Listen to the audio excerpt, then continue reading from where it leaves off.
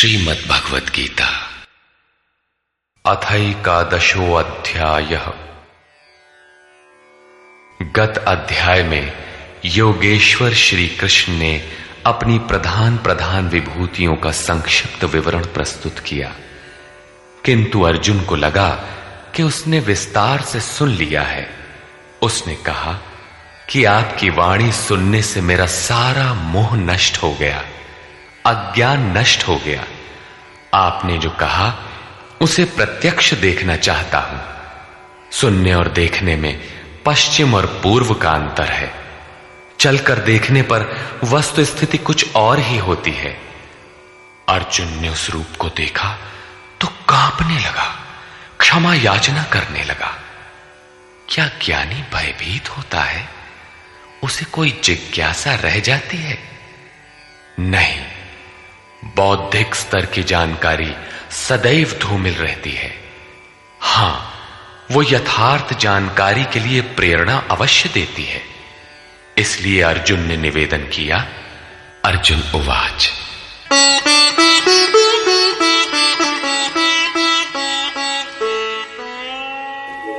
मदनुग्रहाय परमं गुह्यमध्यात्मसंगितम् यत्त्वयोक्तं वचस्तेन मोहोऽयं विगतो मम। भगवान, मुझ पर अनुग्रह करने के लिए जो आपके द्वारा गोपनीय अध्यात्म में प्रवेश दिलाने वाला उपदेश कहा गया, उससे मेरा ये अज्ञान नष्ट हो गया, मैं ज्ञानी हो गया। भवाप्ययौ हि भूतानां श्रुतौ विस्तरशो मया त्वत्तः कमलपत्राक्ष माहात्म्यमपि चाव्ययम्। कि हे कमल नेत्र, मैंने भूतों की उत्पत्ति और प्रलय आपसे विस्तार पूर्वक सुना है तथा आपका अविनाशी प्रभाव भी सुना है। एवमेतद्यथार्थत्वम् आत्मानं परमेश्वर द्रष्टुमिच्छामि ते रूपम् ऐश्वरं पुरुषोत्तम।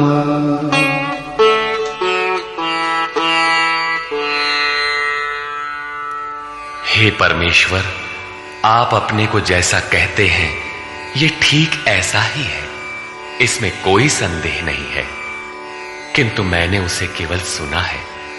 अतः हे पुरुषोत्तम, उस ऐश्वर्य युक्त स्वरूप को मैं प्रत्यक्ष देखना चाहता हूं। मन्यसे यदि तच्छक्यम् मया द्रष्टुमिति प्रभो योगेश्वर ततो मे त्वं दर्शयात्मानमव्ययम्।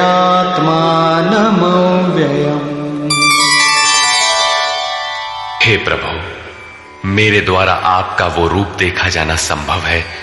यदि आप ऐसा मानते हो तो योगेश्वर, आप अपने अविनाशी स्वरूप का मुझे दर्शन कराइए। इस पर योगेश्वर ने कोई प्रतिवाद नहीं किया, क्योंकि पहले भी वे स्थान स्थान पर कह आए हैं कि तू मेरा अनन्य भक्त और प्रिय सखा है। अतः बड़ी प्रसन्नता के साथ उन्होंने अपना स्वरूप दर्शाया। श्री भगवान उवाच, पश्य मे पार्थ रूपाणि शतशोऽथ सहस्रशः नानाविधानि दिव्यानि नानावर्णाकृतीनि च।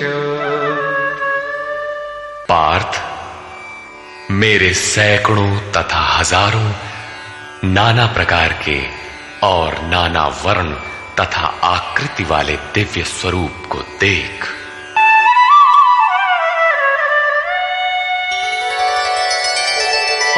पश्यादित्यान् वसून् रुद्रान् अश्विनो मरुतस्तथा बहून्यदृष्टपूर्वाणि पश्याश्चर्याणि भारत। हे भारत, अदिति के 12 पुत्रों, 8 वसुओं, 11 रुद्रों, दोनों अश्विनी कुमारों और 49 मरुदगणों को देख तथा अन्य बहुत से पहले तुम्हारे द्वारा कभी न देखे हुए आश्चर्यमय रूपों को देख।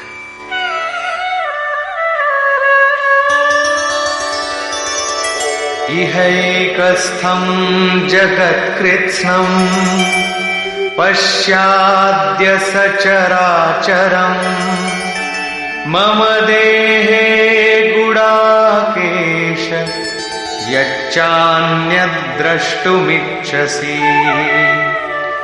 अर्जुन, अब मेरे इस शरीर में एक ही स्थान पर स्थित हुए चराचर सहित संपूर्ण जगत को देख तथा और भी जो कुछ देखना चाहता है वो देख। इस प्रकार तीनों श्लोकों तक भगवान लगातार दिखाते चले गए, किंतु अर्जुन को कुछ दिखाई नहीं पड़ा। वो आंखें मलता रह गया। अतः ऐसा दिखाते हुए भगवान सहसा रुक जाते हैं और कहते हैं, न तु मां शक्यसे द्रष्टुम् अनेनैव स्वचक्षुषा दिव्यं ददामि ते चक्षुः पश्य मे योगमैश्वरम्। अर्जुन, तू मुझे अपने नेत्रों द्वारा अर्थात बौद्धिक दृष्टि द्वारा देखने में समर्थ नहीं है, इसलिए मैं तुझे दिव्य अर्थात अलौकिक दृष्टि देता हूं, जिससे तू मेरे प्रभाव और योग शक्ति को देख। इधर योगेश्वर श्री कृष्ण के कृपा प्रसाद से अर्जुन को वही दृष्टि प्राप्त हुई, उसने देखा। और उधर योगेश्वर व्यास के कृपा प्रसाद से वही दृष्टि संजय को मिली थी। जो कुछ अर्जुन ने देखा अक्षरशः वही संजय ने भी देखा और उसके प्रभाव से अपने को कल्याण का भागी बनाया। स्पष्ट है कि श्री कृष्ण एक योगी के समकक्ष है। संजय उवाच,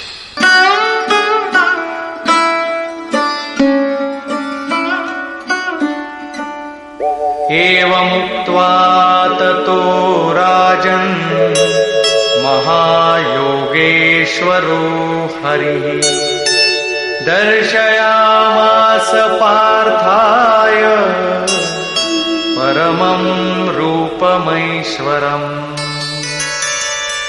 संजय बोला, हे राजन, महायोगेश्वर हरि ने इस प्रकार कहकर उसके उपरांत पार्थ को अपना परम ऐश्वर्य युक्त दिव्य स्वरूप दिखाया, जो स्वयं योगी है और दूसरों को भी योग प्रदान करने की जिसमें क्षमता हो। जो योग का स्वामी हो उसे योगेश्वर कहते हैं। इसी प्रकार सर्वस्व का हरण करने वाला हरि है। यदि केवल दुखों का हरण किया और सुख छोड़ दिया तो दुख आएगा। अतः सब पापों के नाश के साथ सर्वस्व का हरण करके अपना स्वरूप देने में जो सक्षम है वो हरि है। उन्होंने पार्थ को अपना दिव्य स्वरूप दिखाया। सामने तो खड़े ही थे। अनेक वक्त्र नयनम् अनेकाद्भुत दर्शनम् अनेक दिव्याभरणम् दिव्यानीकोद्यतायुधम्। अनेक मुख और नेत्रों से युक्त, अनेक अद्भुत दर्शनों वाले, अनेक दिव्य भूषणों से युक्त और अनेक दिव्य शस्त्रों को हाथ से उठाए तथा दिव्यमाल्याम्बरधरम् दिव्यगन्धानुलेपनम् सर्वाश्चर्यमयं देवम् अनंतं विश्वतोमुखम्। दिव्य माला और वस्त्रों को धारण किए हुए, दिव्य गंध का अनुलेपन किए हुए, सब प्रकार के आश्चर्यों से युक्त, सीमा रहित विराट स्वरूप परमदेव को दृष्टि मिलने पर अर्जुन ने देखा। दिवि सूर्यसहस्रस्य भवेद्युगपदुत्थिता यदि भासदृशी सा स्यात् भासस्तस्य महात्मनः। संजय बोला, हे राजन, आकाश में एक साथ 1000 सूर्यों के उदय होने से जितना प्रकाश होता है, वो भी विश्व रूप उन महात्मा के प्रकाश के सदृश कदाचित ही हो। यहां श्री कृष्ण महात्मा ही है, योगेश्वर थे।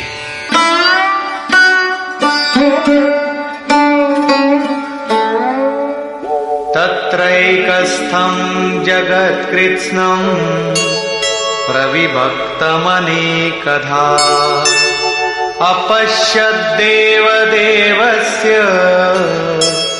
शरीरे पांडवस्तदा। पांडुपुत्र अर्जुन ने, पुण्य ही पांडु है, पांडु ही अनुराग को जन्म देता है, उस समय अनेक प्रकार से विभक्त हुए संपूर्ण जगत को उन परम देव के शरीर में एक जगह स्थित देखा।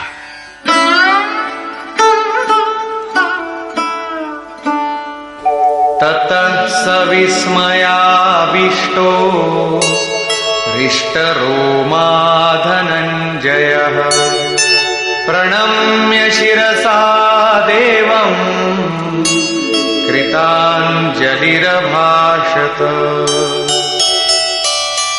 इसके पश्चात आश्चर्य से युक्त हर्षित रोमों वाला वो अर्जुन परमात्मा देव को शिर से प्रणाम कर हाथ जोड़कर बोला। यहां अर्जुन ने अंतःकरण से नमन किया और कहा, अर्जुन उवाच,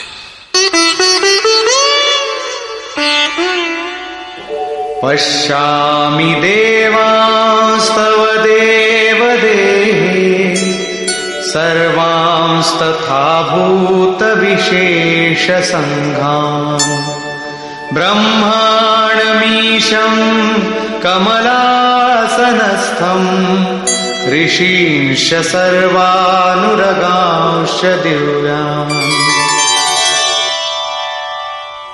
हे देव, आपके शरीर में मैं संपूर्ण देवों को तथा अनेक भूतों के समुदायों को, कमल के आसन पर बैठे हुए ब्रह्मा को, महादेव को, संपूर्ण ऋषियों को तथा दिव्य सर्पों को देखता हूं।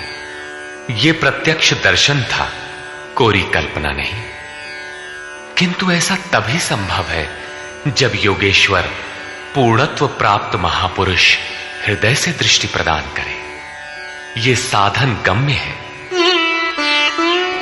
अनेक बाहूदर वक्त्र नेत्रम् पश्यामि त्वां सर्वतोऽनन्तरूपम् नान्तं न मध्यं न पुनस्तवादिम् पश्यामि विश्वेश्वर विश्वरूप। विश्व के स्वामी, मैं आपको अनेक हाथ, पेट, मुख और नेत्रों से संयुक्त तथा सब ओर से अनंत रूपों वाला देखता हूं।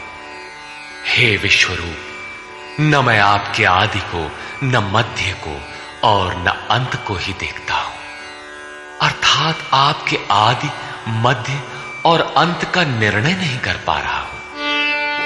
किरीटिनं गदिनं चक्रिणं च तेजो राशिं सर्वतो दीप्तिमन्तम् पश्यामि त्वां दुर्निरीक्षं समन्तात् दीप्तानलार्कद्युतिमप्रमेयम्।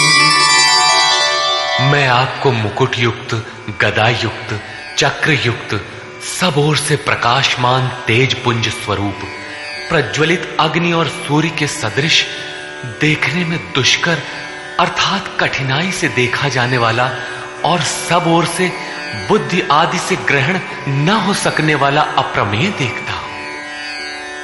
इस प्रकार संपूर्ण इंद्रियों से पूर्णतया समर्पित होकर योगेश्वर श्री कृष्ण को इस रूप में देखकर अर्जुन उनकी स्तुति करने लगा।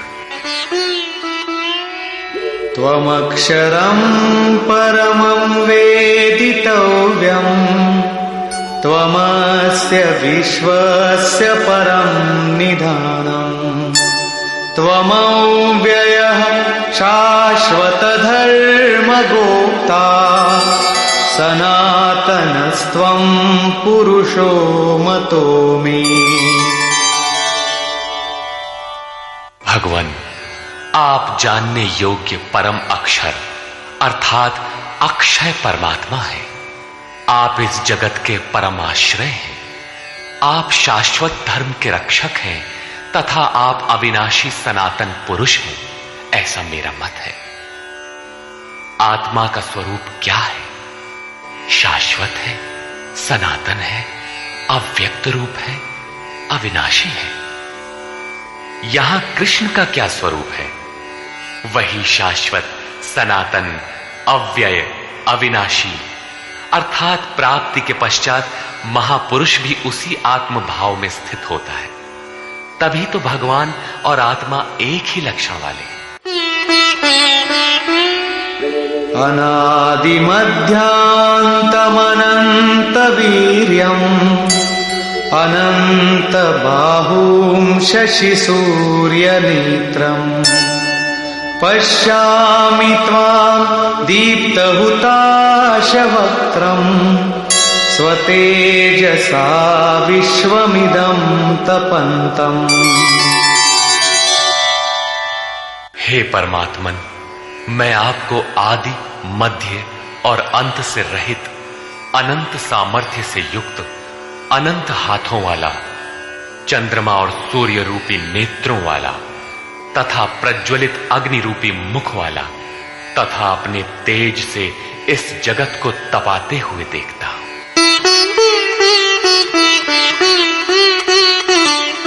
द्यावा पृथिव्योरिदमन्तरं हि व्याप्तं त्वयैकेन दिशश्च सर्वाः, दृष्ट्वाद्भुतं रूपमुग्रं तवेदं, लोकत्रयं प्रव्यथितं महात्मन्।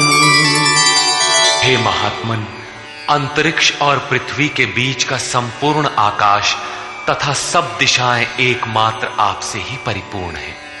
आपके इस अलौकिक भयंकर रूप को देखकर तीनों लोक अत्यंत व्यथित हो रहे हैं।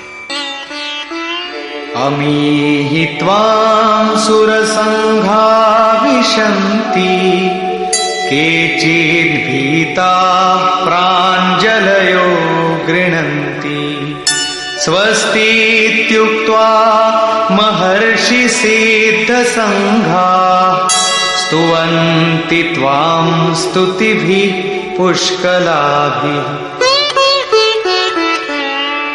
वे देवताओं के समूह आप में ही प्रवेश कर रहे हैं और कई एक भयभीत होकर हाथ जोड़े हुए आपके गुणों का गान कर रहे हैं। महर्षि और सिद्धों के समुदाय स्वस्ति वाचन अर्थात कल्याण हो ऐसा कहते हुए संपूर्ण स्तोत्रों द्वारा आपकी स्तुति कर रहे हैं। रुद्रादित्या वसवो ये च साध्या, विश्वेश्विनो मरुतश्चोष्मपाश्च, गन्धर्वयक्षासुरसिद्धसंघा, वीक्षन्ते त्वां विस्मिताश्चैव सर्वे।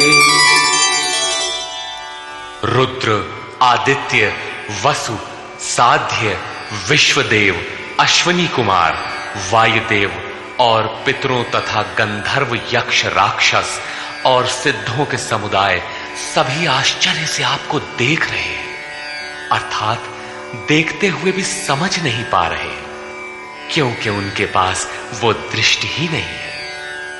कृष्ण ने पीछे बताया था कि आसुरी स्वभाव वाले लोग मुझे तुच्छ कहकर संबोधित करते हैं, सामान्य मनुष्य जैसा मानते हैं, जबकि मैं परम भाव में परमेश्वर रूप में स्थित हूं। यद्यपि हूं मनुष्य शरीर के आधार वाला, उसी का विस्तार यहां है कि वे आश्चर्य से देख रहे हैं, यथार्थतः समझ नहीं पा रहे हैं, नहीं देखते।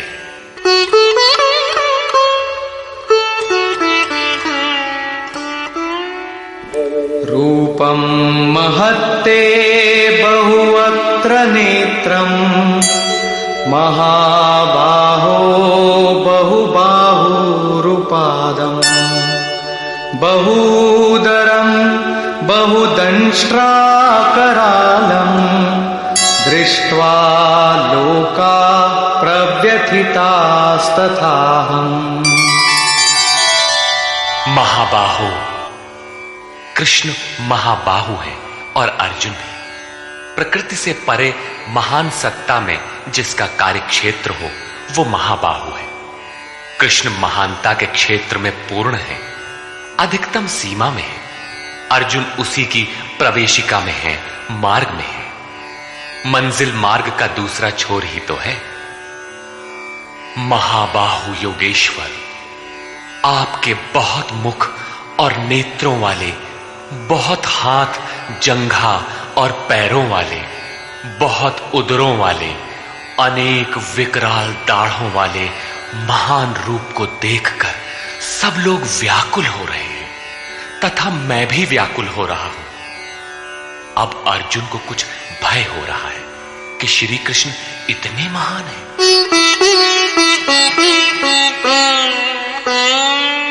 नभस्पृशं दीप्तमनेकवर्णं व्यात्ताननं दीप्तविशालनेत्रं दृष्ट्वा हि त्वां प्रव्यथितान्तरात्मा धृतिं न विन्दामि शमं च विष्णो। विश्व में सर्वत्र अणुरूप से व्याप्त हे विष्णु, आकाश को स्पर्श किए हुए प्रकाशमान अनेक रूपों से युक्त फैलाए हुए मुख और प्रकाशमान विशाल नेत्रों से युक्त आपको देखकर विशेष रूप से भयभीत अंतःकरण वाला मैं धैर्य और मन के समाधान रूपी शांति को नहीं पा रहा। दंष्ट्राकरालानि च ते मुखानि दृष्ट्वैव कालानलसन्निभानि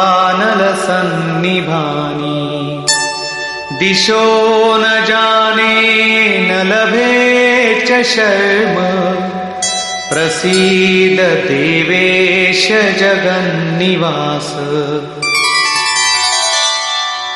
आपके विकराल दाढ़ों वाले और कालाग्नि के समान प्रज्वलित मुखों को देखकर मैं दिशाओं को नहीं जान पा रहा हूं। चारों ओर प्रकाश देखकर दिशा भ्रम हो रहा है। आपका ये रूप देखते हुए मुझे सुख भी नहीं मिल रहा है।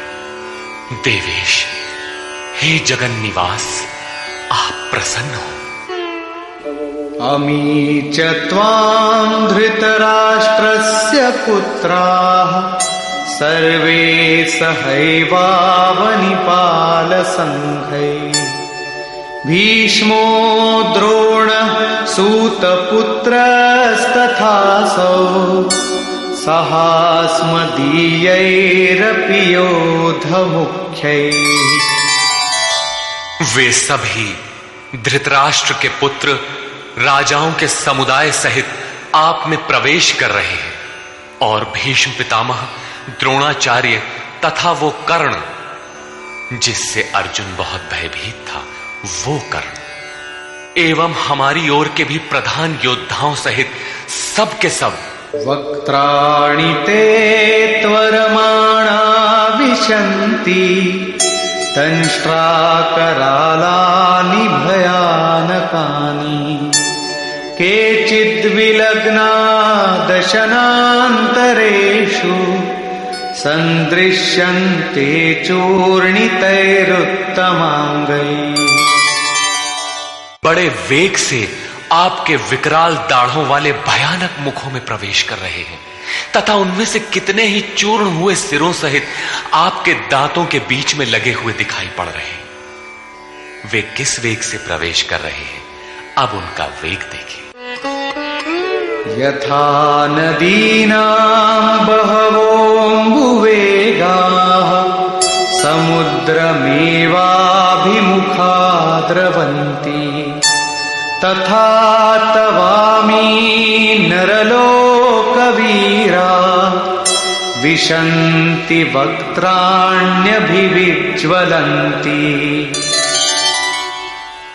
जैसे नदियों के बहुत से जल प्रवाह अपने में विकराल होते हुए भी समुद्र की ओर दौड़ते हैं, समुद्र में प्रवेश करते हैं, ठीक उसी प्रकार वे शूरवीर मनुष्यों के समुदाय आपके प्रज्वलित मुखों में प्रवेश कर रहे हैं।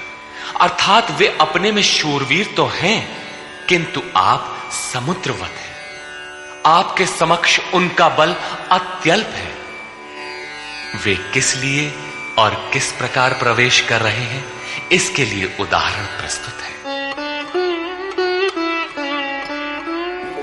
यथा प्रदीप्तं ज्वलनं पतंगा विशन्ति नाशाय समृद्धवेगा तथैव नाशाय विशन्ति लोकाः तवापि वक्त्राणि समृद्धवेगा। जैसे पतंगे नष्ट होने के लिए ही प्रज्वलित अग्नि में अतिवेग से प्रवेश करते हैं, वैसे ही ये सब प्राणी भी अपने नाश के लिए आपके मुखों में अत्यंत बढ़े हुए वेग से प्रवेश कर रहे हैं। लेलीहसे ग्रसमानः समन्तात् लोकान् समग्रान् वदनैर्ज्वलद्भिः तेजोभिरापूर्य जगत् समग्रम् भासस्तवोग्राः प्रतपन्ति विष्णु। आप उन समस्त लोकों को प्रज्वलित मुखों द्वारा सब ओर से निगलते हुए चाट रहे हैं, उनका आस्वादन कर रहे हैं।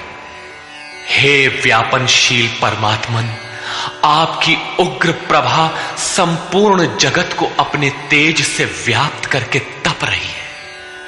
तात्पर्य यह है कि पहले आसुरी संपद परम तत्व में विलीन हो जाती है, उसके पश्चात दैवी संपद का कोई प्रयोजन नहीं रह जाता, इसलिए वो भी उसी स्वरूप में विलीन हो जाती है। अर्जुन ने देखा कि कौरव पक्ष तदनंतर उसके अपने पक्ष के योद्धा कृष्ण के मुख में विलीन होते जा रहे हैं। उसने पूछा,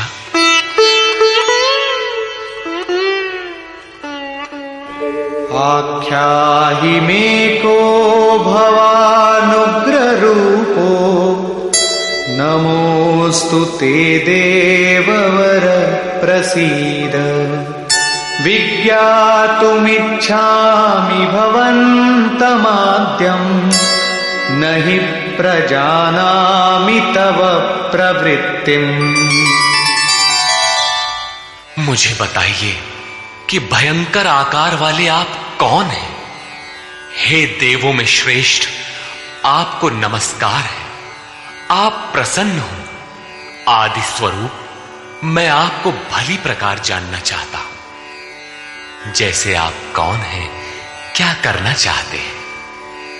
क्योंकि आपकी प्रवृत्ति अर्थात चेष्टाओं को नहीं समझ पा रहा हूं। इस पर योगेश्वर श्री कृष्ण बोले, श्री भगवान उवाच, कालोऽस्मि लोकक्षयकृत् प्रवृद्धो लोकान् समाहर्तुमिह प्रवृत्तः ऋतेऽपि त्वां न भविष्यन्ति सर्वे येव स्थिताः प्रत्यनीकेषु योधा। अर्जुन, मैं लोकों का नाश करने वाला बढ़ा हुआ काल हूं और इस समय इन लोकों को नष्ट करने के लिए प्रवृत्त हुआ हूं। प्रतिपक्षियों की सेना में स्थित जितने योद्धा हैं वे सब तेरे बिना भी नहीं रहेंगे, वे जीवित नहीं बचेंगे, इसीलिए प्रवृत्त हुआ हूं। तस्मात् त्वमुत्तिष्ठ यशो लभस्व जित्वा शत्रून् भुङ्क्ष्व राज्यं समृद्धम् मयैवैते निहताः पूर्वमेव निमित्तमात्रं भव सव्यसाचिन्। इसलिए अर्जुन, तू युद्ध के लिए खड़ा हो, यश प्राप्त कर, शत्रुओं को जीत, समृद्धि संपन्न राज्य को भोग। ये सब शूरवीर मेरे द्वारा पहले से ही मारे हुए हैं। सव्यसाचिन, तू केवल निमित्त मात्र बन। प्रायः सर्वत्र कृष्ण ने कहा है कि वो परमात्मा न कुछ स्वयं करता है, न कराता है, न संयोग ही जोड़ता है। मोहावृत्ति बुद्धि के कारण ही लोग कहते हैं कि परमात्मा कराता है, किंतु यहां वे स्वयं ताल ठोक कर खड़े हो जाते हैं कि अर्जुन, करता धरता तो मैं हूं, मेरे द्वारा ये लोग पहले से ही मारे हुए, तू खड़ा भर हो, यश ले ले। ऐसा इसलिए है कि सो केवल भगतन हित लागी। अर्जुन उसी अवस्था को प्राप्त कर चुका था कि भगवान स्वयं ताल ठोक कर खड़े हो गए। अनुराग ही अर्जुन है। अनुरागी के लिए भगवान सदैव खड़े हैं, उन्हीं के कर्ता है, रथी बन जाते हैं। यहां गीता में तीसरी बार साम्राज्य का प्रकरण आया है। पहले अर्जुन लड़ना नहीं चाहता था। उसने कहा कि पृथ्वी के धन धान्य संपन्न अकंटक साम्राज्य तथा देवताओं के स्वामीपन अथवा त्रैलोक्य के राज्य में भी मैं उस उपाय को नहीं देखता जो इंद्रियों को सुखाने वाले मेरे शोक को दूर कर सके। जब तड़पन बनी ही रहेगी तो हमें नहीं चाहिए। योगेश्वर ने कहा, इस युद्ध में हारोगे तो देवत्व और जीतने पर महामहिम की स्थिति मिलेगी। और यहां 11वें अध्याय में कहते हैं कि ये शत्रु मेरे द्वारा मारे गए हैं, तू निमित्त मात्र भर बन जा, यश को प्राप्त कर और समृद्ध राज्य को भोग। फिर वही बात, जिस बात से अर्जुन चौंकता है, जिसमें वो शोक मिटता हुआ नहीं देखता, क्या श्री कृष्ण फिर भी वही राज्य देंगे? नहीं, वस्तुतः विकारों के अंत के साथ परमात्म स्वरूप की स्थिति ही वास्तविक समृद्धि है, जो स्थिर संपत्ति है, जिसका कभी विनाश नहीं होता, राजयोग का परिणाम है। द्रोणं च भीष्मं च जयद्रथं च कर्णं तथान्यानपि योधवीरान् मया हतांस्त्वं जहिमा व्यथिष्ठा युध्यस्व जेतासि रणे सपत्नान्। इन द्रोण, भीष्म, जयद्रथ और कर्ण तथा अन्यान्य बहुत से मेरे द्वारा मारे हुए शूरवीर योद्धाओं को तू मार, भय मत कर। संग्राम के वैरियों को तू निश्चित जीतेगा, इसलिए युद्ध कर। यहां भी योगेश्वर ने कहा कि मेरे द्वारा मारे हुए इन मरे हुओं को तू मार। स्पष्ट किया कि मैं करता हूं, जबकि 5वें अध्याय के 13, 14 एवं 15 श्लोक में उन्होंने कहा था भगवान अकर्ता है। 18वें अध्याय में वे कहते हैं शुभ अथवा अशुभ प्रत्येक कार्य के होने में 5 माध्यम हैं: अधिष्ठान, कर्ता, करण, चेष्टा और दैव। जो कहते हैं कैवल्य स्वरूप परमात्मा करते हैं, वे अविवेकी हैं, यथार्थ नहीं जानते, अर्थात भगवान नहीं करते। ऐसा विरोधाभास क्यों? वस्तुतः प्रकृति और उस परमात्म पुरुष के बीच एक सीमा रेखा है। जब तक प्रकृति के परमाणुओं का दबाव अधिक रहता है, तब तक माया प्रेरणा देती है, और जब साधक उससे ऊपर उठ जाता है, ईश्वर, इष्ट अथवा सद्गुरु के कार्यक्षेत्र में प्रवेश प्राप्त कर लेता है। उसके बाद सद्गुरु, इष्ट, याद रहे प्रेरक के स्थान पर सद्गुरु, आत्मा, परमात्मा, इष्ट, भगवान पर्यायवाची। कुछ भी कहें, कहता भगवान ही है। हृदय से रथी हो जाता है। आत्मा से जागृत होकर उस अनुरागी साधक का स्वयं पथ संचालन करने लग जाता है। पूज्य महाराज जी कहते थे, हो जिस परमात्मा की हमें चाह है, वो जिस सतह पर खड़े हैं, उस सतह पर स्वयं उतरकर जब तक आत्मा से जागृत नहीं हो जाता, तब तक सही मात्रा में साधन का आरंभ नहीं होता। उसके बाद जो कुछ साधक से पार लगता है, वो उनकी देन है। साधक तो निमित्त मात्र होकर उनके संकेत और आदेश पर चलता भर रहता है। साधक की विजय उनकी देन है। ऐसे अनुरागी के लिए ईश्वर अपनी दृष्टि से देखता है, दिखाता है और अपने स्वरूप तक पहुंचाता है। यही श्री कृष्ण कहते हैं, मेरे द्वारा मारे हुए इन बैरियों को मार, निश्चय ही तुम्हारी विजय होगी, मैं जो खड़ा हूं। संजय उवाच।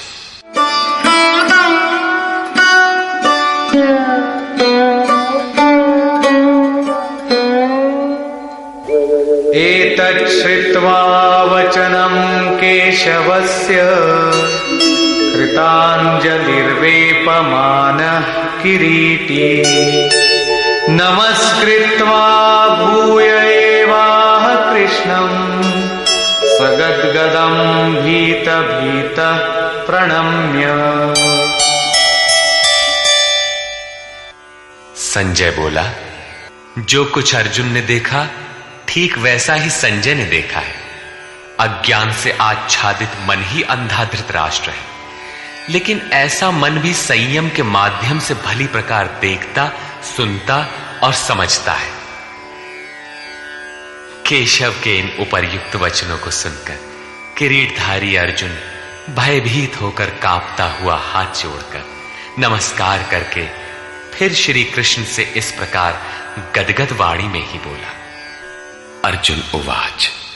स्थाने ऋषिकेश तव प्रकीर्त्या जगत् प्रहृष्यत्यनुरज्यते च रक्षांसि भीतानि दिशो द्रवन्ति सर्वे नमस्यन्ति च सिद्धसंघाः। हे अंतर्यामिन ऋषिकेश, ये उचित ही है कि आपकी कीर्ति से संसार हर्षित होता है और अनुराग को प्राप्त होता है। आपकी ही महिमा से भयभीत हुए राक्षस दिशाओं में भागते हैं और सब सिद्ध गणों के समुदाय आपकी महिमा को देखकर नमस्कार करते हैं।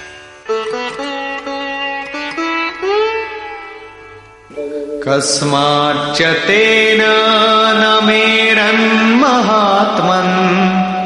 गरीयसे ब्रह्मणोऽप्यादिकर्त्रे अनंत देवेश जगन्निवास त्वमक्षरं सदसत्तत्परं यत्। हे महात्मन, ब्रह्मा के भी आदि कर्ता और सबसे बड़े, आपके लिए वे सब कैसे नमस्कार न करें, क्योंकि हे अनंत, हे देवेश, हे जगन निवास, सत असत और उनसे भी परे अक्षर अर्थात अक्षय स्वरूप आप ही हैं। अर्जुन ने अक्षय स्वरूप का प्रत्यक्ष दर्शन किया था। केवल बौद्धिक स्तर पर कल्पना करने या मान लेने मात्र से कोई ऐसी स्थिति नहीं मिलती जो अक्षय हो। अर्जुन का प्रत्यक्ष दर्शन उसकी आंतरिक अनुभूति है। उसने सविनय कहा, त्वमादिदेव पुरुषः पुराण, त्वमस्य विश्वस्य परं निधानम्, वेत्तासि वेद्यं च परं च धाम, त्वया ततं विश्वमनन्तरूप। आप आदिदेव और सनातन पुरुष हैं। आप इस जगत के परम आश्रय और जानने वाले हैं, जानने योग्य हैं तथा परम धाम है। हे अनंत स्वरूप, आपसे ये संपूर्ण जगत व्याप्त है। आप सर्वत्र हैं।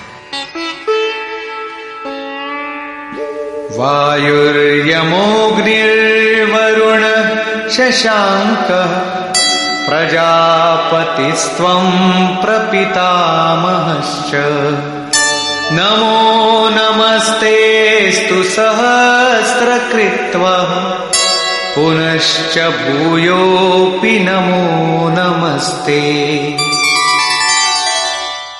आप ही वायु, यमराज, अग्नि, वरुण, चंद्रमा तथा प्रजा के स्वामी ब्रह्मा और ब्रह्मा के भी पिता हैं। आपको हजारों बार नमस्कार है, फिर भी बार बार नमस्कार है। अतिशय श्रद्धा और भक्ति के कारण नमन करते हुए अर्जुन को तृप्ति नहीं हो रही है। वो कहता है, नमः पुरस्तादथ पृष्ठतस्ते, नमोऽस्तु ते सर्वत एव सर्व, अनन्तवीर्यामितविक्रमस्त्वं, सर्वं समाप्नोषि ततोऽसि सर्वः। हे अत्यंत सामर्थ्य वाले, आपको आगे से और पीछे से भी नमस्कार हो। हे सर्वात्मन, आपको सब ओर से ही नमस्कार हो, क्योंकि हे अत्यंत पराक्रमशाली, आप सब ओर से संसार को व्याप्त किए हुए, इसलिए आप ही सर्वरूप और सर्वत्र हैं। इस प्रकार बार बार नमस्कार करके भयभीत अर्जुन अपनी भूलों के लिए क्षमा याचना करता है।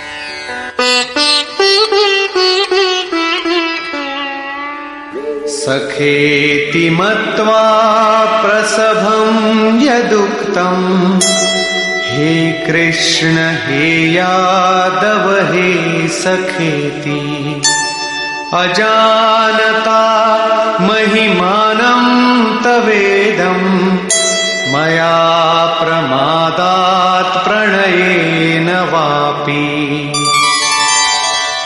आपके इस प्रभाव को न जानते हुए आपको सखा मित्र मानकर मेरे द्वारा प्रेम अथवा प्रमाद से भी हे कृष्ण, हे यादव, हे सखा, इस प्रकार जो कुछ भी हठपूर्वक कहा गया है तथा यच्चावहासार्थमसत्कृतोऽसि, विहारशय्यासन भोजनेषु, एकोऽथवाप्यच्युत तत्समक्षम्, तत्क्षामये त्वामहमप्रमेयम्। हे अच्युत, जो आप हंसी के लिए विहार, शैया, आसन और भोजनादिकों में अकेले अथवा उन लोगों के सामने भी अपमानित किए गए हैं, वो सब अपराध अचिंत्य प्रभाव वाले आपसे मैं क्षमा कराता। किस प्रकार क्षमा करें? पितासि लोकस्य चराचरस्य, त्वमस्य पूज्यश्च गुरुर्गरीयान्, न त्वत्समोऽस्त्यभ्यधिकः कुतोऽन्यो लोकत्रयेऽप्य प्रतिमप्रभाव। आप इस चराचर जगत के पिता, गुरु से भी बड़े गुरु और अति पूजनीय हैं, जिसकी कोई प्रतिमा नहीं, ऐसे अप्रतिम प्रभाव वाले। आपके समान तीनों लोकों में दूसरा कोई नहीं है, फिर अधिक कैसे होगा? आप सखा भी नहीं, सखा तो समकक्ष होता है।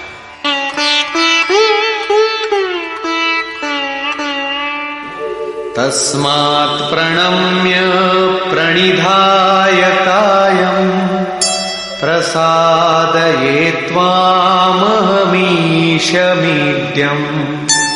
पितेव पुत्रस्य सखेव सख्युः प्रियः प्रियायार्हसि देव सोढुम्। आप चराचर के पिता हैं, इसलिए मैं अपने शरीर को भली प्रकार आपके चरणों में रखकर प्रणाम करके स्तुति करने योग्य आप ईश्वर को प्रसन्न होने के लिए प्रार्थना करता हूं। हे देव, पिता जैसे पुत्र के, सखा जैसे सखा के और पति जैसे प्रिय स्त्री के अपराधों को क्षमा करता है, वैसे ही आप भी मेरे अपराधों को सहन करने योग्य हैं। अपराध क्या था? हमने कभी हे यादव, हे सखा, हे कृष्ण कहा था?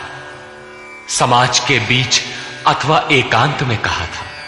भोजन के समय अथवा सोने के समय कहा था? क्या कृष्ण कहना अपराध था? काले थे ही, गोरे कैसे कहे जाते? यादव कहना भी अपराध नहीं था, क्योंकि यदुकुल में तो जन्म ही हुआ था। सखा कहना भी अपराध नहीं था, क्योंकि स्वयं कृष्ण भी अपने को अर्जुन का सखा मानते थे। जब कृष्ण कहना अपराध ही है, एक बार कृष्ण कहने के लिए अर्जुन अनंत बार गिड़गिड़ा कर क्षमा याचना कर रहा है, तो जब किसका करें, नाम कौन सा लें? वस्तुतः चिंतन का जैसा विधान स्वयं योगेश्वर श्री कृष्ण ने बताया है, वैसा ही आप करें। उन्होंने पीछे बताया, ओमित्येकाक्षरम ब्रह्म व्याहरन मामनुस्मरन। अर्जुन, ओम, बस इतना ही अक्षय ब्रह्म का परिचायक है। इसका तू जप कर और ध्यान मेरा धर, क्योंकि उस परम भाव में प्रवेश मिल जाने के पश्चात उन महापुरुष का भी यही नाम है, जो उस अव्यक्त का परिचायक है। प्रभाव देखने पर अर्जुन ने पाया कि ये न तो काले हैं, न गोरे, न सखा हैं, न यादव, ये तो अक्षय ब्रह्म की स्थिति वाले महात्मा है। संपूर्ण गीता में योगेश्वर श्री कृष्ण ने 5 बार ओम के उच्चारण पर बल दिया। अब यदि आपको जप करना है तो कृष्ण कृष्ण न कहकर ओम का ही जप करें। प्रायः भाविक लोग कोई ना कोई रास्ता निकाल लेते हैं। कोई ओम जपने के अधिकार और अनाधिकार की चर्चा से भयभीत है, तो कोई महात्माओं की दुहाई देता है, अथवा कोई कृष्ण ही नहीं, उनसे पहले राधा और गोपियों का नाम भी उनकी शीघ्र प्रसन्नता के लोभ में छपता है। पुरुष श्रद्धामय है, इसलिए उनका ऐसा जपना मात्र भावुकता है। यदि आप सचमुच भाविक हैं तो उनके आदेश का पालन करें। वे अव्यक्त में स्थित होते हुए भी आज आपके सामने नहीं हैं, लेकिन उनकी वाणी आपके समक्ष है। उनकी आज्ञा का पालन करें, अन्यथा आप ही बताइए कि गीता में आपका क्या स्थान है। हां, इतना अवश्य है कि अध्येष्यते च य इमं श्रद्धावानन् सूयश्च शृणुयादपि यो नरः। जो अध्ययन करता है, सुनता है, वो ज्ञान तथा यज्ञ को जान लेता है, शुभ लोकों को पा जाता है। अतः अध्ययन अवश्य करें। प्राण अपान के चिंतन में कृष्ण नाम का क्रम पकड़ में नहीं आता। बहुत से लोग कोरी भावुकतावश केवल राधे राधे कहने लगे। आजकल अधिकारियों से काम न होने पर उनके सगे संबंधियों से, प्रेमी या पत्नी से सोर्स लगाकर काम चला लेने की परंपरा है। लोग सोचते हैं कदाचित भगवान के घर में भी ऐसा चलता होगा, अतः उन्होंने कृष्ण कहना बंद करके राधे राधे कहना आरंभ कर दिया। वे कहते हैं राधे राधे श्याम मिला दे। जो राधा एक बार बिछुड़ी तो स्वयं श्याम से नहीं मिल पाई, वो आपको कैसे मिला दे। अतः अन्य किसी का कहना न मानकर श्री कृष्ण के आदेश को आप अक्षरशः माने, ओम का जप करें। हां, यहां तक उचित है कि राधा हमारा आदर्श है, उतनी ही लगन से हमें भी लगना चाहिए। यदि पाना है तो राधा की तरह विरही बनना है। आगे भी अर्जुन ने कृष्ण कहा। कृष्ण उनका प्रचलित नाम था।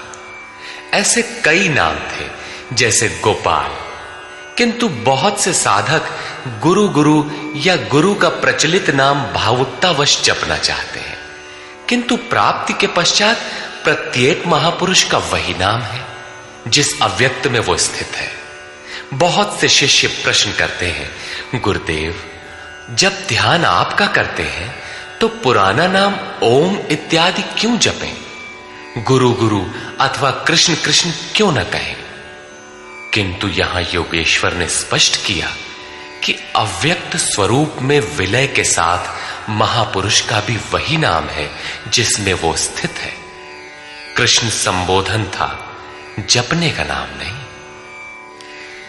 योगेश्वर श्री कृष्ण से अर्जुन ने अपने अपराधों के लिए क्षमा याचना की, उन्हें स्वाभाविक रूप में आने की प्रार्थना की। कृष्ण मान गए, सहज हो गए, अर्थात उसे क्षमा भी कर दिया। उसने निवेदन किया, अदृष्टपूर्वं हृषितोऽस्मि दृष्ट्वा भयेन च प्रव्यथितं मनो मे तदेव मे दर्शय देवरूपं प्रसीद देवेश जगन्निवास। अभी तक अर्जुन के समक्ष योगेश्वर विश्व रूप में है, अतः वो कहता है कि मैं पहले न देखे हुए आपके इस आश्चर्यमय रूप को देखकर हर्षित हो रहा हूं, तथा मेरा मन भय से अति व्याकुल भी हो रहा है। पहले तो सखा समझता था, धनुर्विद्या में कदाचित अपने को कुछ आगे ही पाता था, किंतु अब प्रभाव देखकर भय हो रहा है। पिछले अध्याय में प्रभाव सुनकर वो अपने को ज्ञानी मानता था। ज्ञानी को कहीं भय नहीं होता है। वस्तुतः प्रत्यक्ष दर्शन का प्रभाव ही विलक्षण होता है। सब कुछ सुन लेने और मान लेने के बाद भी सब कुछ चलकर जानना शेष ही रहता है। वो कहता है, पहले न देखे हुए आपके इस रूप को देखकर मैं हर्षित हो रहा हूं, मेरा मन भय से व्याकुल भी हो रहा है। अतः हे देव, आप प्रसन्न हो। हे देवेश, हे जगन्निवास, आप अपने उस रूप को ही मुझे दिखाइए। कौन सा रूप? किरीटिनं गदिनं चक्रहस्तम् इच्छामि त्वां द्रष्टुमहं तथैव तेनैव रूपेण चतुर्भुजेन सहस्रबाहो भव विश्वमूर्ते। मैं आपको वैसे ही, अर्थात पहले की ही तरह सिर पर मुकुट धारण किए हुए, हाथ में गदा और चक्र लिए हुए देखना चाहता हूं। इसलिए हे विश्वरूप, हे सहस्त्र बाहु, आप अपने उसी चतुर्भुज स्वरूप में होइए। कौन सा रूप देखना चाहा? चतुर्भुज रूप। अब देखना है कि चतुर्भुज रूप है क्या। श्री भगवान उवाच,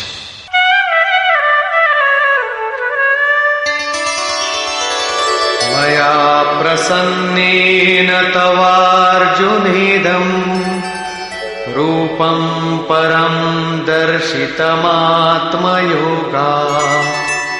तेजोमयं विश्वमनन्तमाद्यम् यन्मे त्वदन्येन न दृष्टपूर्वम्। इस प्रकार अर्जुन की प्रार्थना सुनकर श्री कृष्ण बोले, अर्जुन, मैंने अनुग्रह पूर्वक अपनी योग शक्ति के प्रभाव से अपना परम तेजोमय सबका आदि और सीमा रहित विश्व रूप तुझे दिखाया है, जिसे तेरे सिवाय दूसरे किसी ने पहले कभी नहीं देखा। न वेदयज्ञाध्ययनैर्न दानैः न च क्रियाभिर्न तपोभिरुग्रैः एवं रूपः शक्य अहं त्रिलोके द्रष्टुं त्वदन्येन कुरु प्रवीर। अर्जुन, इस मनुष्य लोक में इस प्रकार विश्व रूप वाला मैं न वेद से, न यज्ञ से, न अध्ययन से, न क्रिया से, न उग्र तप से और न तेरे सिवाय किसी अन्य से देखा जाने को संभव हूं। अर्थात तेरे सिवाय ये रूप अन्य कोई देख नहीं सकता। तब तो गीता आपके लिए बेकार है। भगवत दर्शन की भी योग्यताएं अर्जुन तक सीमित रह गई, जबकि पीछे बताए आए हैं कि अर्जुन राग, भय और क्रोध से रहित अनन्य मन से मेरी शरण हुए बहुत से लोग ज्ञान रूपी तप से पवित्र होकर साक्षात मेरे स्वरूप को प्राप्त हो चुके हैं। यहां कहते हैं तेरे सिवाय न कोई देख सका है और न भविष्य में कोई देख सकेगा। अतः अर्जुन कौन है? क्या कोई पिंडधारी है? कोई शरीरधारी है? नहीं, वस्तुतः अनुराग ही अर्जुन है। अनुराग विहीन पुरुष न कभी देख सका है और न भविष्य में कभी देख सकेगा। सब ओर से चित्त समेटकर एकमात्र इष्ट के अनुरूप राग ही अनुराग है। अनुरागी के लिए ही प्राप्ति का विधान है। माते व्यथा मा च विमूढ़ भावो दृष्ट्वा रूपं घोरमीद्रिं ममेदम् व्यपेतभिः प्रीतमनाः पुनस्त्वं तदेव मे रूपमिदं प्रपश्य।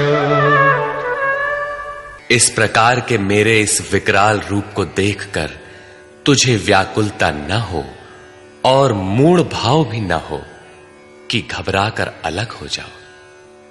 अब तू भय रहित और प्रीति युक्त मन से उसी मेरे इस रूप को अर्थात चतुर्भुज रूप को फिर देख।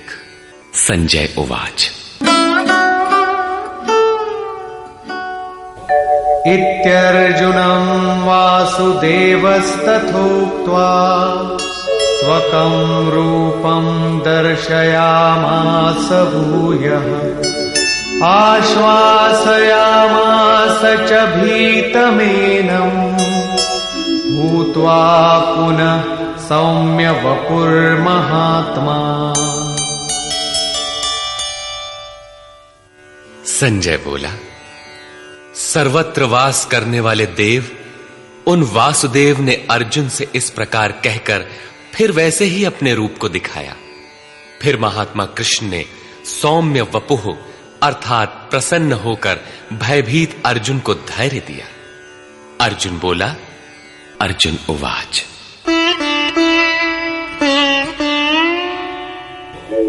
दृष्ट्वेदं मानुषं रूपं तव सौम्यं जनार्दन इदानीमस्मि संवृत्तः सचेताः प्रकृतिं गतः।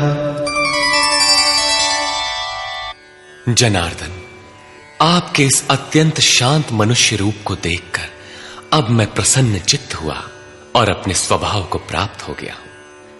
अर्जुन ने कहा था कि भगवन, अब आप मुझे उसी चतुर्भुज स्वरूप का दर्शन कराइए। योगेश्वर ने कराया भी, किंतु अर्जुन ने जब देखा तो क्या पाया? मानुषम रूपम, मनुष्य के रूप को देखा।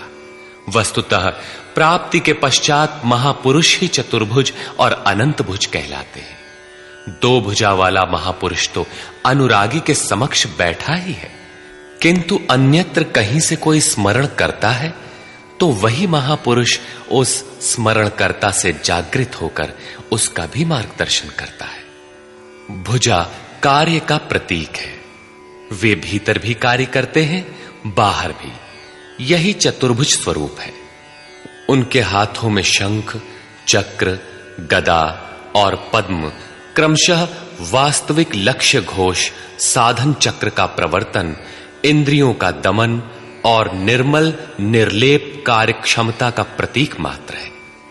यही कारण है कि चतुर्भुज रूप में उन्हें देखने पर भी अर्जुन ने उन्हें मनुष्य रूप में ही पाया। चतुर्भुज महापुरुषों के शरीर और स्वरूप से कार्य करने की विधि विशेष का नाम है, न कि चार हाथ वाले कोई कृष्ण थे। श्री भगवानुवाच। सुदुर्दर्शमिदं रूपं दृष्टवानसि यन्मम देवाप्यस्य रूपस्य नित्यं दर्शनकांक्षिणः।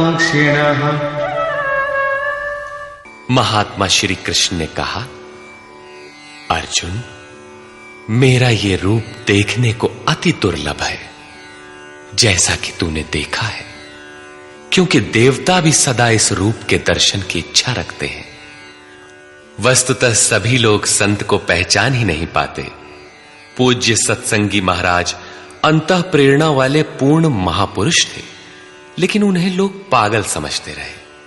किसी किसी पुण्यात्मा को आकाशवाणी हुई कि ये सद्गुरु हैं। केवल उन्होंने उन्हें हृदय से पकड़ा, उनके स्वरूप को पाया और अपनी गति पा ली। यही श्री कृष्ण कहते हैं कि जिनके हृदय में दैवी संपद जागृत है, वे देवता भी सदा इस रूप के दर्शन की आकांक्षा रखते हैं। तो क्या यज्ञ, दान अथवा वेदाध्ययन से आप देखे जा सकते हैं? वे महात्मा कहते हैं, नाहं वेदैर्न तपसा न दानेन न चेज्जया शक्य एवं विधो द्रष्टुम् दृष्टवानसि मां यथा। न वेदों से, न तप से, न दान से और न यज्ञ से मैं इस प्रकार देखा जाने को सुलभ हूं जिस प्रकार तूने देखा है। तब क्या आपको देख पाने का कोई उपाय नहीं है? वे महात्मा कहते हैं, एक उपाय है। भक्त्या त्वनन्यया शक्य अहमेवं विधोऽर्जुन ज्ञातुं द्रष्टुं च तत्त्वेन प्रवेष्टुं च परन्तप। हे श्रेष्ठ तप वाले अर्जुन, अनन्य भक्ति द्वारा अर्थात सिवाय मेरे अन्य किसी देवता का स्मरण न करते हुए अनन्य श्रद्धा से तो मैं इस प्रकार प्रत्यक्ष देखने के लिए, तत्व से साक्षात जानने के लिए तथा प्रवेश करने के लिए भी सुलभ हूं। अर्थात उसकी प्राप्ति का एकमात्र सुगम माध्यम अनन्य भक्ति है। अंत में ज्ञान भी अनन्य भक्ति में परिणत हो जाता है, जैसा कि पीछे अध्याय 7 में द्रष्टव्य है। पीछे उन्होंने कहा कि तेरे सिवाय न कोई देख सका है, न कोई देख सकेगा, जबकि यहां कहते हैं कि अनन्य भक्ति से न केवल मुझे देखा जा सकता है, अपितु साक्षात जाना और मुझ में प्रवेश भी पाया जा सकता है। अर्थात अर्जुन अनन्य भक्त का नाम है, एक अवस्था का नाम है। अनुराग ही अर्जुन है। अंत में योगेश्वर श्री कृष्ण कहते हैं, मत्कर्म कृन्मत्परमो मद्भक्तः संगवर्जितः निर्वैरः सर्वभूतेषु यः स मामेति पांडव। हे अर्जुन, जो पुरुष मेरे द्वारा निर्दिष्ट कर्म अर्थात नियत कर्म यज्ञार्थ कर्म करता है, मत्परमः मेरे परायण होकर करता है, जो मेरा अनन्य भक्त है, संगवर्जितः किंतु संग दोष में रहते हुए वह कर्म नहीं हो सकता, अतः संग दोष से रहित होकर संपूर्ण भूत प्राणियों में बैर भाव से रहित है, वो मुझे प्राप्त होता है। तो क्या अर्जुन ने युद्ध किया? प्रण करके क्या उसने जयद्रथादि को मारा? निर्वैरः सर्वभूतेषु, यदि उन्हें मारता है तो भगवान को न देख पाता, जबकि अर्जुन ने देखा है। इससे सिद्ध है कि गीता में एक भी श्लोक ऐसा नहीं है जो बाह्य मारकाट का समर्थन करता हो। जो निर्दिष्ट कर्म यज्ञ की प्रक्रिया का आचरण करेगा, जो अनन्य भाव से उनके सिवाय किसी का स्मरण तक नहीं करेगा, जो संग दोष से अलग रहेगा, तो युद्ध कैसा? जब आपके साथ कोई है ही नहीं तो आप युद्ध किससे करेंगे? संपूर्ण भूत प्राणियों में जो बैर भाव से रहित है, मन से भी किसी को सताने की कल्पना न करे, वही मुझे प्राप्त होता है। तो क्या अर्जुन ने लड़ाई ली? कभी नहीं। वस्तुतः संग दोष से अलग रहकर जब आप अनन्य चिंतन में लगते हैं, निर्धारित यज्ञ की क्रिया में प्रवृत्त होते हैं, उस समय परिपंथी राग द्वेष, काम क्रोध इत्यादि दुर्जय शत्रु बाधा के रूप में प्रत्यक्ष ही है। उनका पार पाना ही युद्ध है। निष्कर्ष, इस अध्याय के आरंभ में अर्जुन ने कहा, भगवन, आपकी विभूतियों को मैंने विस्तार से सुना, जिससे मेरा मोह नष्ट हो गया, अज्ञान का शमन हो गया। किंतु जैसा आपने बताया कि मैं सर्वत्र हूं, इसे मैं प्रत्यक्ष देखना चाहता हूं। यदि मेरे द्वारा देखना संभव हो तो कृपया उसी स्वरूप को दिखाइए। अर्जुन प्रिय सखा था, अनन्य सेवक था। अतएव योगेश्वर श्री कृष्ण ने कोई प्रतिवाद न कर तुरंत दिखाना आरंभ किया कि अब मेरे ही अंदर खड़े सप्तर्षि और उनसे भी पूर्व होने वाले ऋषियों को देख, ब्रह्मा और विष्णु को देख, सर्वत्र फैले मेरे तेज को देख, मेरे ही शरीर में एक स्थान पर खड़े तो चराचर जगत को देख। किंतु अर्जुन आंखें मलता ही रह गया। इसी प्रकार योगेश्वर श्री कृष्ण 3 श्लोकों तक अनवरत दिखाते गए, किंतु अर्जुन को कुछ भी दिखाई नहीं पड़ा। सभी विभूतियां योगेश्वर में उस समय थीं, किंतु अर्जुन को वे सामान्य मनुष्य जैसे ही दिखाई पड़ रहे थे। तब इस प्रकार दिखाते दिखाते योगेश्वर श्री कृष्ण सहसा रुक जाते हैं और कहते हैं, अर्जुन, इन आंखों से तू मुझे नहीं देख सकता, अपनी बुद्धि से तू मुझे परख नहीं सकता। लो, अब मैं तुझे वह दृष्टि देता हूं जिससे तू मुझे देख सकेगा। भगवान तो सामने खड़े ही थे। अर्जुन ने देखा, वास्तव में देखा। देखने के पश्चात क्षुद्र त्रुटियों के लिए क्षमा याचना करने लगा, जो वास्तव में त्रुटियां नहीं थीं। उदाहरण के लिए, भगवन, कभी मैंने आपको कृष्ण, यादव और कभी सखा कह दिया था, इसके लिए आप मुझे क्षमा करें। श्री कृष्ण ने क्षमा भी किया, क्योंकि अर्जुन की प्रार्थना स्वीकार कर वे सौम्य स्वरूप में आ गए, धीरज बंधाया। वस्तुतः कृष्ण कहना अपराध नहीं था। वे सांवले थे ही, गोरे कैसे कहलाते? यदुवंश में जन्म हुआ ही था। श्री कृष्ण स्वयं भी अपने को सखा मानते ही थे। वास्तव में प्रत्येक साधक महापुरुष को पहले ऐसा ही समझते हैं। कुछ उन्हें रूप और आकार से संबोधित करते हैं, कुछ उनकी वृत्ति से उन्हें पुकारते हैं और कुछ उन्हें अपने ही समकक्ष मानते हैं। उनके यथार्थ स्वरूप को नहीं समझते। उनके अचिंत्य स्वरूप को अर्जुन ने समझा तो पाया कि ये न तो काले हैं और न गोरे, न किसी कुल के हैं और न किसी के साथी ही हैं। इनके समान कोई है ही नहीं, तो सखा कैसा, बराबर कैसा? यह तो अचिंत्य स्वरूप है। जिसे यह स्वयं दिखा दे वही इन्हें देख पाता है। अतः अर्जुन ने अपनी प्रारंभिक भूलों के लिए क्षमा याचना की। प्रश्न उठता है कि जब कृष्ण कहना अपराध है तो उनका नाम जपा कैसे जाए? तो जिसे योगेश्वर श्री कृष्ण ने जपने के लिए स्वयं बल दिया, जपने की जो विधि बताई, उसी विधि से आप चिंतन स्मरण करें। वह है ओमित्येकाक्षरम ब्रह्म व्याहरन् मामनुस्मरन्। ओम अक्षय ब्रह्म का पर्याय है। ओ अहम स ओम। जो व्याप्त है वह सत्ता मुझ में छिपी है। यही है ओम का आशय। आप इसका जप करें और ध्यान मेरा करें। रूप अपना, नाम ओम का बताया। अर्जुन ने प्रार्थना की कि चतुर्भुज रूप में दर्शन दीजिए। श्री कृष्ण ने उसी सौम्य स्वरूप को धारण किया। अर्जुन ने कहा, भगवान, आपके सौम्य मानव स्वरूप को देखकर अब मैं प्रकृतिस्थ हुआ।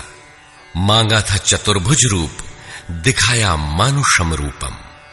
वास्तव में शाश्वत में प्रवेश वाला योगी शरीर से यहां बैठा है, बाहर दो हाथों से कार्य करता है और साथ ही अंतरात्मा से जागृत होकर जहां से भी जो भाविक स्मरण करते हैं, एक साथ सर्वत्र उनके हृदय से जागृत होकर प्रेरक के रूप में कार्य करता है।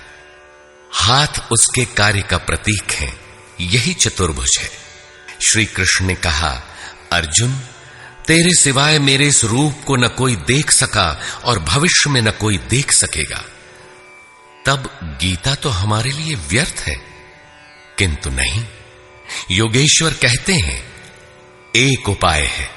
जो मेरा अनन्य भक्त है, मेरे सिवाय जो दूसरे किसी का स्मरण न करके निरंतर मेरा ही चिंतन करने वाला है, उसकी अनन्य भक्ति के द्वारा मैं प्रत्यक्ष देखने को, अर्थात जैसा तूने देखा है तत्व से जानने को और प्रवेश करने को भी सुलभ हूं। अर्थात अर्जुन अनन्य भक्त था। भक्ति का परमार्जित रूप है अनुराग। इष्ट के अनुरूप लगाओ। मिलहि न रघुपति बिनु अनुरागा। अनुराग विहीन पुरुष न कभी पाया है और न पा सकेगा। अनुराग नहीं है तो कोई लाख योग करे, जप करे, तप करे या दान करे, वह नहीं मिलता। अतः इष्ट के अनुरूप राग अथवा अनन्य भक्ति नितांत आवश्यक है। अंत में श्री कृष्ण ने कहा, अर्जुन, मेरे द्वारा निर्दिष्ट कर्म को कर, मेरा अनन्य भक्त होकर कर, मेरी शरण होकर कर, किंतु संग दोष से अलग रहकर। संग दोष में यह कर्म हो ही नहीं सकता। अतः संग दोष इस कर्म के संपादित होने में बाधक है। जो बैर भाव से रहित है वही मुझे प्राप्त करता है। जब संग दोष नहीं है, जहां हमें छोड़कर दूसरा कोई है ही नहीं, बैर का मानसिक संकल्प भी नहीं है, तो युद्ध कैसा? बाहर दुनिया में लड़ाई झगड़े होते रहते हैं, किंतु विजय जीतने वालों को भी नहीं मिलती। दुर्जय संसार रूपी शत्रु को असंगता रूपी शस्त्र से काटकर परम में प्रवेश पा जाना ही वास्तविक विजय है, जिसके पीछे हार नहीं है। इस अध्याय में पहले तो योगेश्वर श्री कृष्ण ने अर्जुन को दृष्टि प्रदान की, फिर अपने विश्व रूप का दर्शन कराया। अतः ओम तत्सदिति श्रीमद्भगवद गीता सूपनिषत्सु ब्रह्म विद्यायाम योग शास्त्रे श्री कृष्णार्जुन संवादे विश्वरूप दर्शन योगो नामैकादशो अध्यायः। इस प्रकार स्वामी अड़गड़ानंद कृत श्रीमद् भगवद गीता का 11वां अध्याय पूर्ण होता है। हरि ओम तत्सदिति। सत